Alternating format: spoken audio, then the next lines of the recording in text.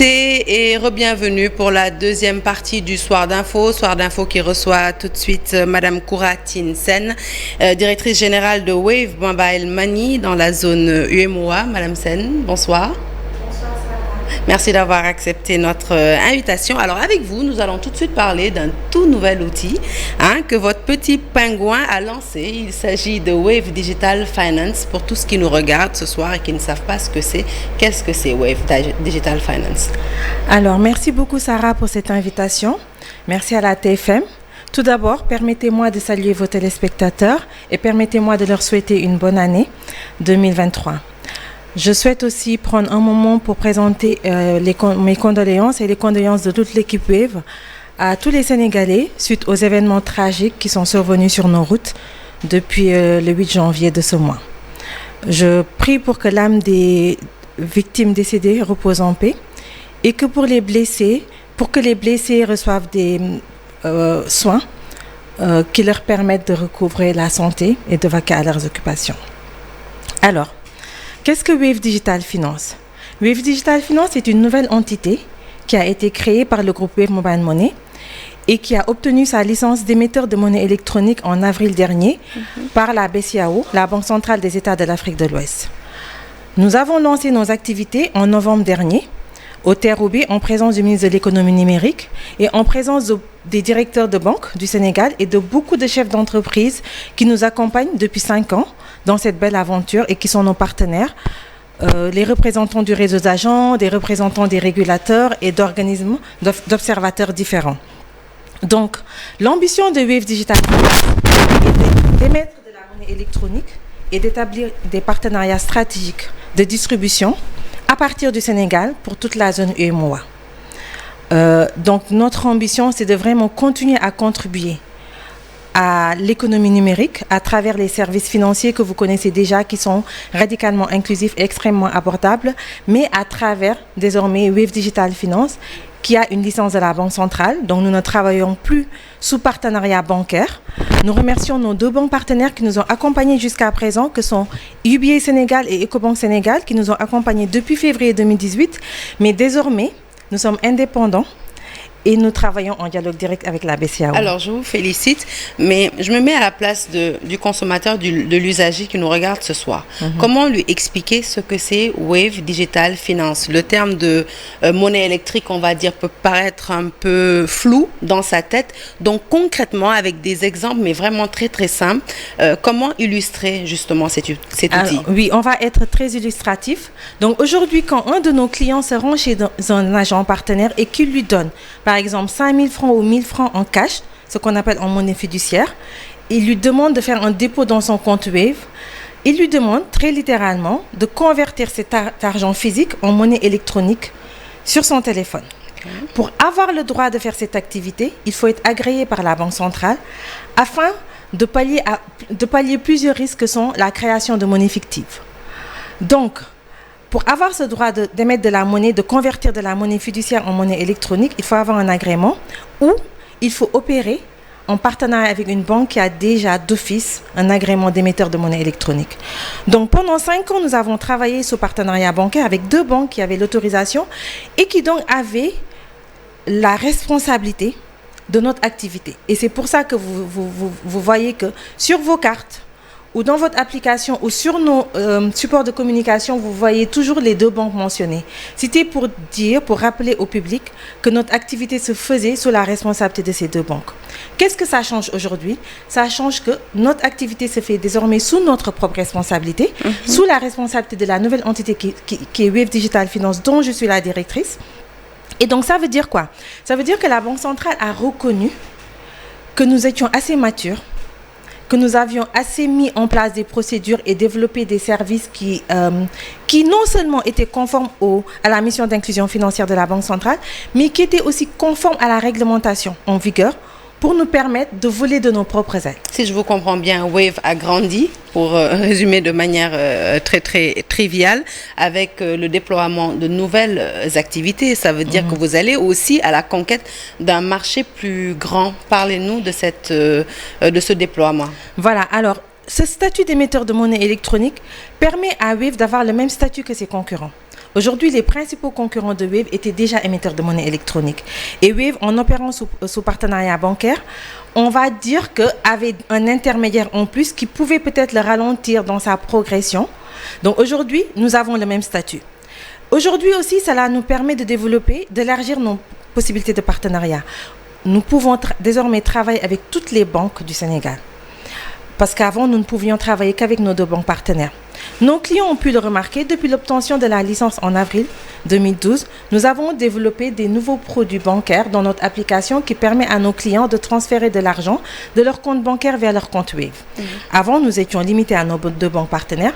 Depuis avril 2022, nous avons développé, aujourd'hui je pense que nous sommes à 6 banques. Pareil. Aujourd'hui, nous avons désormais la possibilité de pouvoir proposer des produits et services comme l'épargne ou le crédit en partenariat avec un établissement de crédit. Tout le monde sait que par rapport à notre cible de clientèle, il est beaucoup plus intéressant, par exemple, de proposer du crédit via une microfinance avec une population plus adaptée. Parce qu'une banque adresse tout naturellement des populations plus aisées. Donc avant, nous ne pouvions pas le faire. Donc vous voyez que ça ouvre un monde à des possibilités qui nous étaient pas offerte avant. Et autre chose, Wave Digital Finance a vraiment une ambition régionale. Ça veut dire que nous avons obtenu une licence pour le Sénégal, mais notre ambition, c'est d'étendre cette licence pour pouvoir aussi émettre pour nos filiales en Côte d'Ivoire, au Mali, au Burkina, pays dans lesquels nous opérons dans la zone UEMOA, qui sont aujourd'hui sous partenariat bancaire. Notre ambition, c'est d'aller étendre cette licence pour pouvoir émettre à partir du Sénégal pour ces pays-là et donc de faire d'une entreprise basée au Sénégal, sénégalaise, une entreprise régionale.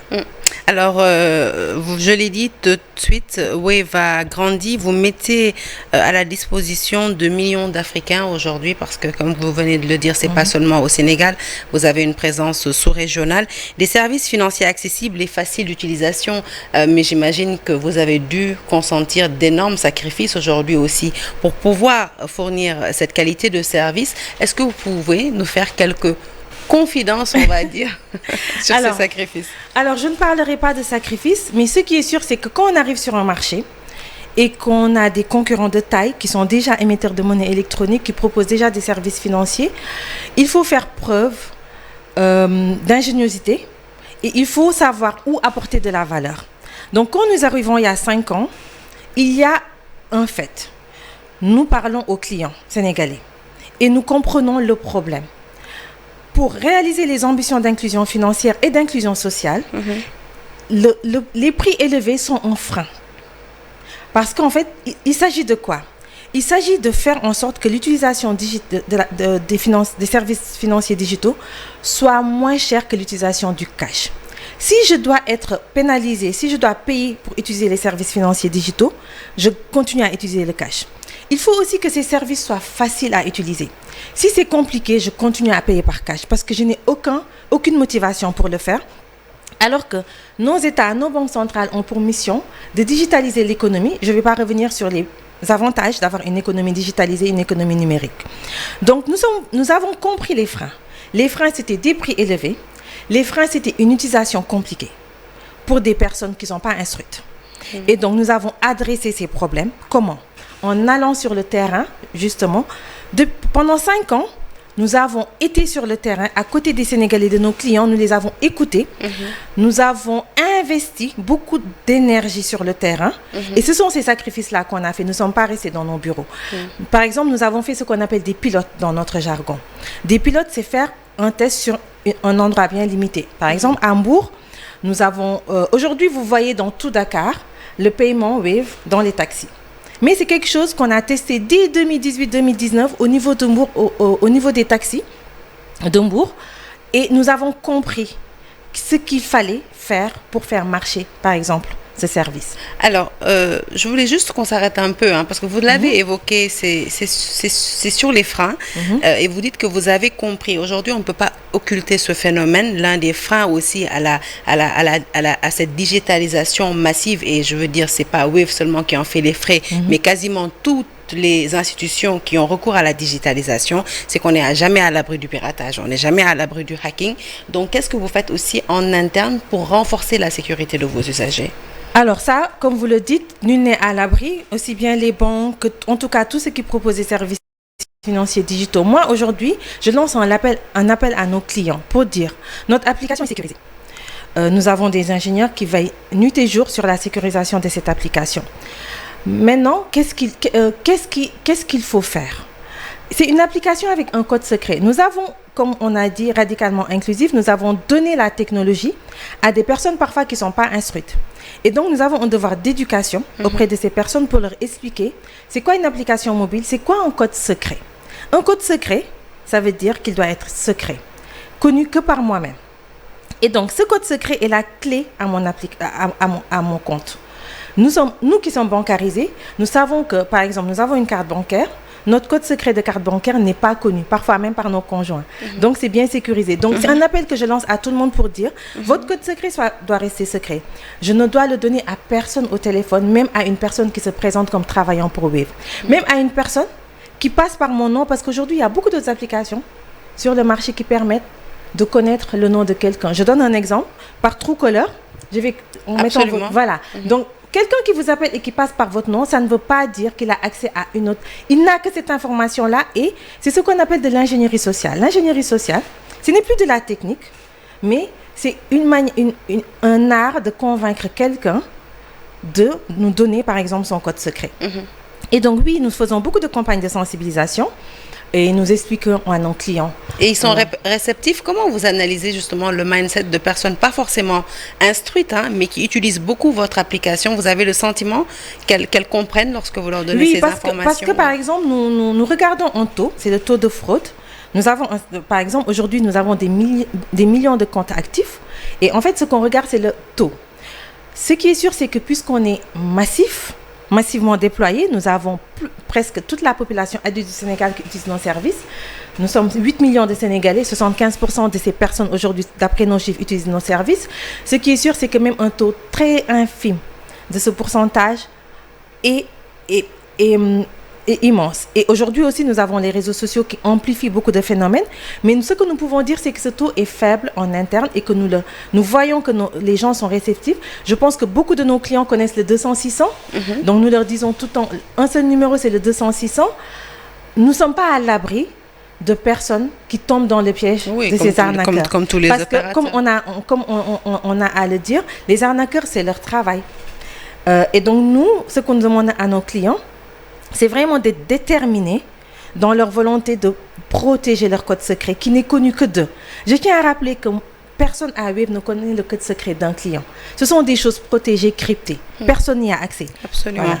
Alors, on va parler un peu de l'écosystème des fintechs au Sénégal, très en avance, non, cet écosystème? Oui, il est vibrant. Il est vibrant d'innovation. Il est très en avance dans notre sous-région. Vous avez pu voir vraiment que on a connu un très grand bond dans l'accès au financement, dans les innovations technologiques. Nous, personnellement, par exemple, à Wave, en 2021, nous avons pu lever 200 millions de dollars. C'est vrai que c'est au niveau du groupe Wave, mais c'est grâce au produit Wave qui a été développé par des Sénégalais pour des Sénégalais. Wave a trouvé un écosystème déjà vibrant et qui nous a donné aussi, en tout cas, à nos investisseurs, la confiance pour pouvoir développer ce produit au Sénégal. Donc, vraiment, c'est un écosystème vibrant. Mais il reste des choses à faire quand on nous compare à des pays de l'Afrique de l'Est, quand on nous compare même à un pays de l'Afrique de l'Ouest comme le Ghana. Donc, il y a beaucoup à faire, mais ce qu'il faut saluer, c'est qu'il y a une réelle volonté des décideurs, des régulateurs et même des clients qui sont friands de nouveaux produits. Donc, la volonté est là. Et c'est pour ça qu'on voit ce phénomène vibrant dans l'écosystème. Alors, on ne saurait terminer cette interview sans parler rapidement de ces petits soucis que vous avez eus avec un opérateur de la place. L'ARTP, l'Agence de régulation des télécommunications et des postes, a quand même joué un grand rôle pour décrisper, on va dire, la situation. C'était en rapport avec la vente de crédits sur d'autres plateformes qui n'étaient pas les vôtres. Est-ce que vous pouvez revenir un peu sur les tenants et les aboutissants de cette problématique et surtout nous dire quel a été le rôle du régulateur? Alors, le rôle du régulateur a été déterminant. Alors, je tiens à rappeler d'abord un fait.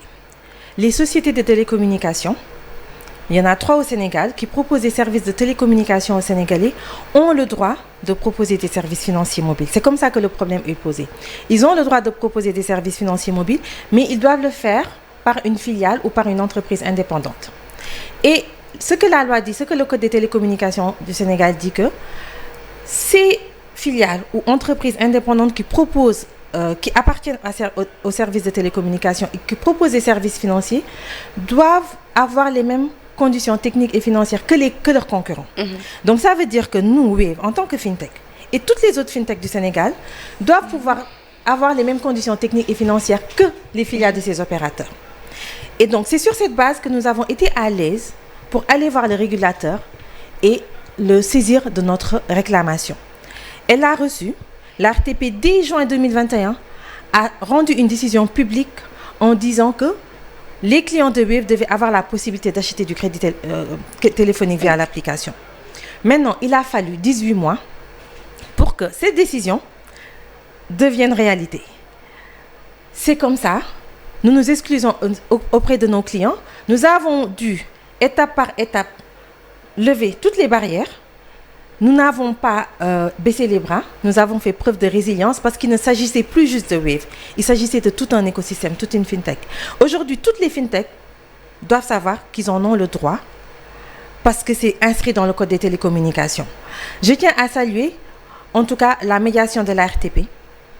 Je tiens à saluer les partenaires télécoms qui ont accepté, parce que c'est une victoire pour le Sénégal dans la sous-région. C'est une victoire pour le Sénégal et nos autres collaborateurs dans les autres pays nous regardent avec admiration. Regarde cet écosystème, regarde cette régulation, regarde ces décideurs sénégalais qui donnent l'exemple dans la sous-région. Et c'est une victoire pour tout le monde, y compris pour cet opérateur. En tout cas, nous les usagers, la concurrence nous fait le plus grand bien, n'est-ce pas? Alors nous avons constaté justement que l'arrivée de Wave sur le marché a contribué, je le disais tout de suite, à la baisse de prix sur le mobile money. Vous en êtes heureuse? Oui, nous nous réjouissons du fait que nous avons été rejoints dans ce business model. Quand nous arrivons en 2018, comme je l'ai dit tout à l'heure, nous voyons les freins à l'inclusion financière et sociale. Des prix trop élevés qui découragent l'utilisation du digital. Et la BCEAO le dit, les clients le disent. Et donc, nous avons vraiment décidé d'être radicalement inclusifs. Ça veut dire de proposer des prix extrêmement abordables, voire parfois des services gratuits quand c'est possible.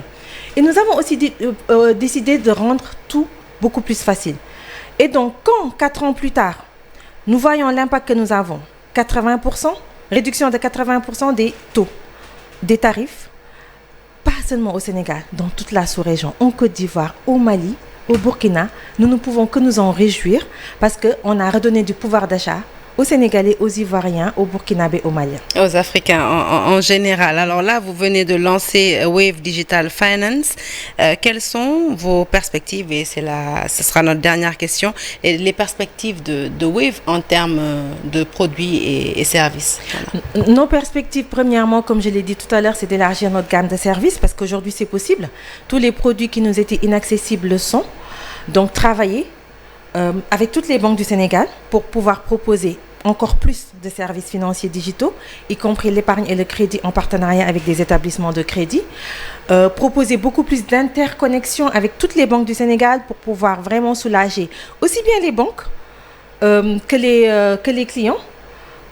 Proposer aussi beaucoup plus de produits de paiement marchand, pas seulement dans les supermarchés ou dans les pharmacies, mais aussi au marché. Aujourd'hui, vous voyez qu'un Sénégalais peut payer avec Wave son café tout bas, il peut payer avec Wave son pot de mad, il peut payer avec Wave ses arachides.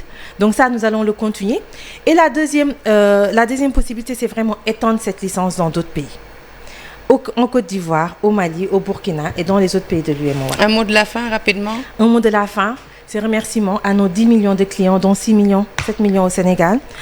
Nous sommes fiers de notre empreinte dans nos pays d'opération, avec 1500 emplois directs, dont plus de 850 au Sénégal, plus de 40 000 emplois indirects, dont plus de 15 000 au Sénégal. Nous sommes heureux d'avoir aidé, d'avoir contribué à la transformation digitale de notre économie.